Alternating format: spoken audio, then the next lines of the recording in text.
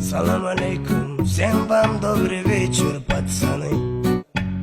Nastroyla qalay ishlanishda ko'chalarni gullat qilishga jillaniya qalay. Hammasi yaxmali yoki gallakmi? Yo'llarimiz yoritsin chiroq, gayguyimiz kallada taroq. Oldinda tuman yoki yomg'ir, o'tib olamiz perizdan tezroq. Tashnalikdan yovuzimiz xo'lab, aylanamiz birgada o'tirib. Ketmasa bo'ldi quyosh porlab, dam olamiz kechgacha uxlab.